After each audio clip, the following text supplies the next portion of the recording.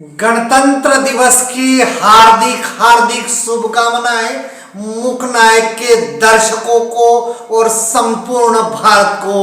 अभिवादन स्वीकार कीजिए बालकृष्ण बाविस्कर का।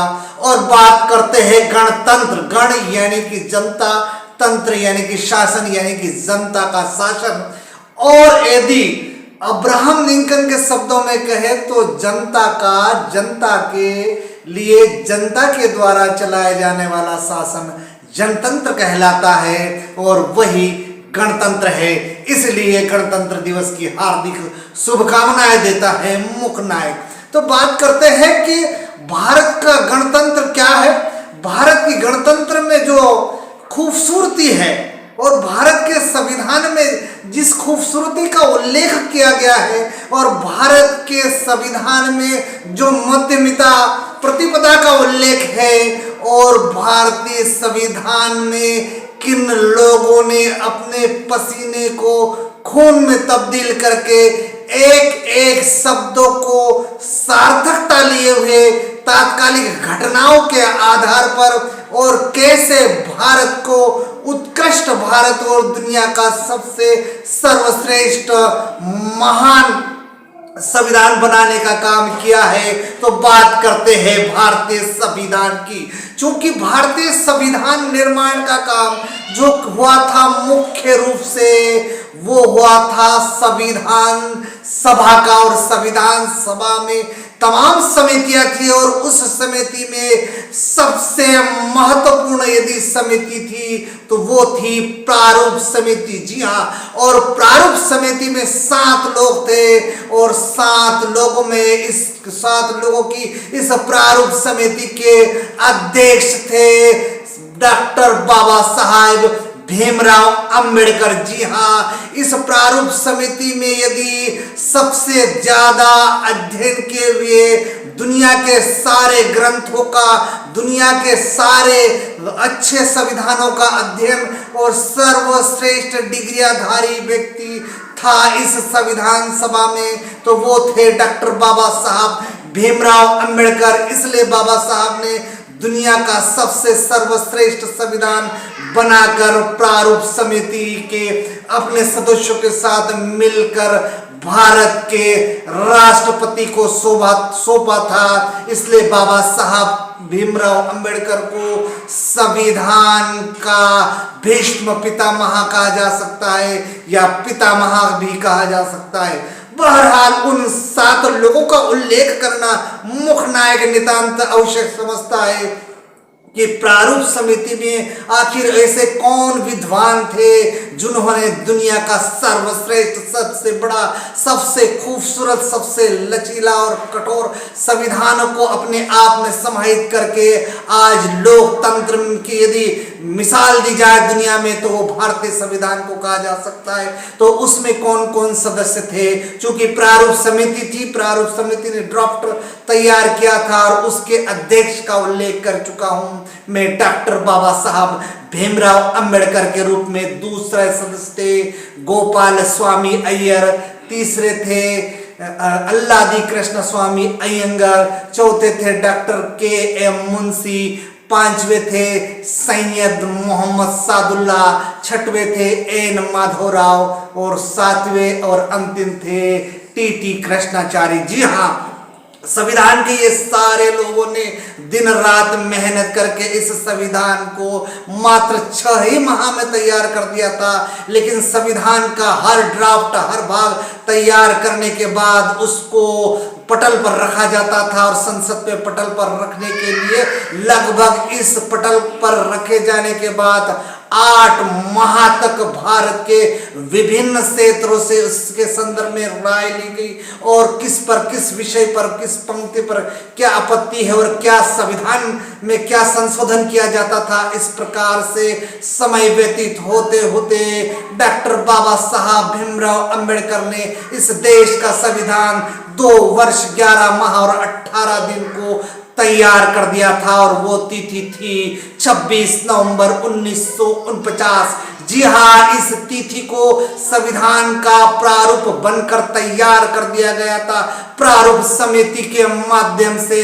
लेकिन एक वर्ष के उपरांत विभिन्न परिस्थितियों को जोड़कर उसका सही आकलन करने के पश्चात ये लागू हुआ 26 जनवरी 1950। जी हाँ, 26 जनवरी 1950 से लेकर अब तक बात होती है तो वो बीत चुके हैं 75 वर्ष, और 75 वर्ष का हो चुका है भारत का लोकतंत्र। और भारत के लोकतंत्र की बात यदि की जाए तो भारत के लोकतंत्र को खूबसूरत बनाने का काम, भारत के लोकतंत्र को दुनिया में मान सम्मान दिलाने का काम यदि किया है तो आखिर उसमें ऐसी क्या वस्तुएं हैं, ऐसे इन चीजों को क्या समाहित किया गया है डॉक्टर अंबेडकर के द्वारा, ये दुनिया का सर्वश्रेष्ठ संविधान माना जाता है। पहली बात, भारतीय संविधान पर यदि किसी संत और महापुरुष की छाप यदि छूटी है, उसके संदेश दिए गए हैं, तो उसको बारीकी से आज मुख्य नायक आप लोगों के बीच में समझाने का प्रयास किया है। तो भारतीय संविधान जो है वो भगवान बुद्ध की मध्यमिका प्रतिपदा के सिद्धांत पर आधारित है। और जिस प्रकार भगवान बुद्ध ने त्रिशरण, पंचशील और अष्टांगिक मार्गों के माध्यम से मनुष्य का जीवन सुखमय बनाने के लिए, हर परिस्थिति से जूझने के लिए और हर परिस्थिति से एक मध्यमिका का रास्ता निकालने का काम इस संविधान में किया गया है।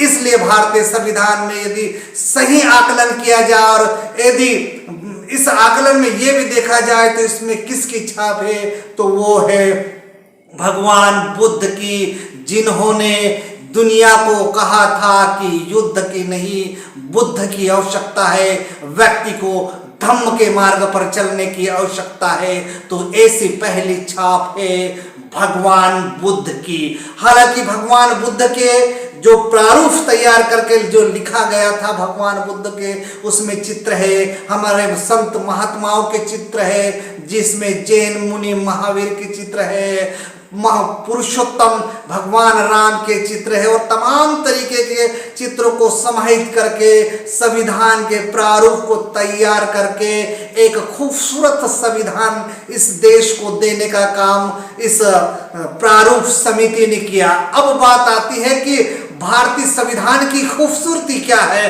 तो भारतीय संविधान की सबसे सुंदर और सबसे अच्छी खूबसूरती है कि ये जो दुनिया का सबसे बड़ा संविधान, लंबा और बड़ा संविधान होने के साथ साथ इसमें लचीलापन और कठोरता भी लिए हुए है। भारत का संविधान लचीलापन यानी कि समय के अनुसार यदि आवश्यकता पड़े तो भारतीय संविधान को आसानी से उसमें संशोधन किया जा सकता है, और उस संशोधन में अनुच्छेद 368 का उपयोग किया जा सकता है। और यदि कठोर संविधान के संदर्भ में बात की जाए तो भारतीय संविधान में जो सबसे बड़ा और संवैधानिक पद होता है राष्ट्रपति। जी हाँ, और राष्ट्रपति पर यदि महाभियोग चलता है, यदि कदाचार का आचरण उनके ऊपर आरोप लगते हैं तो उनको यदि पद से विधिवत हटाना है तो वो कठोर संविधान होगा, क्योंकि इसमें 2/3 जो सदस्य है वे राज्यसभा में और या तो फिर लोकसभा में बात रखेंगे, और वह पारित होने के पश्चात तब जाके महाभियोग संपन्न होता है और कदाचार के आचरण में राष्ट्रपति को हटाया जा सकता है। तो भारत का संविधान लचीला भी है और भारत का संविधान कठोर भी है। तो इस प्रकार की खूबसूरती भारतीय संविधान में, जहां तक भारतीय संविधान में संसदीय परंपरा का विषय है, भारतीय संविधान की संसदीय परंपरा पर यदि किसी का प्रभाव दृष्टिगत होता है तो वो है ब्रिटेन का अलिखित संविधान, जिसमें संसदीय परंपरा है और उस संसदीय परंपरा की भी छाप इस संविधान पर पड़ी है। संविधान है उसमें जो परंपरागत रूप से क्राउन की उपाधि दी जाती है, यानी कि सर्वोच्च पद, और उसी क्राउन के भांति भारत में भी एक संशोधन कर दिया गया है, क्योंकि जो क्राउन होता है ब्रिटेन का वो वंशागत परंपरा से अनुसार होता है किंतु भारत गणतंत्र है और लिखित संविधान है, और गणतंत्र के अनुसार जो संवैधानिक सर्वोच्च पद है राष्ट्रपति का, वह वंशानुगत ना होकर चुना हुआ प्रतिनिधि है। चुना हुआ व्यक्ति इस देश का सर्वोच्च पद धारण कर सकता है। दुनिया में यदि सर्वोच्च संविधान की मिसाल दी जाए, क्योंकि दुनिया के सारे धर्मों का, दुनिया के सारे संविधानों का इसमें उत्कृष्ट और संशोधित चीजें शामिल की गई है ताकि मानव जाति उत्तरोत्तर प्रगति करे और भारत माता का सर दुनिया के परिप्रेक्ष्य में गर्व से उड़ जाए। ऐसी परिस्थितियों को शामिल किया है इस देश की प्रारूप समिति ने। इसलिए भारत के प्रत्येक नागरिक को संविधान का सम्मान, राष्ट्र ध्वज का सम्मान और राजनीतिक स्थिति से ऊपर उठकर देश के सम्मान में हमेशा तत्पर रहना चाहिए।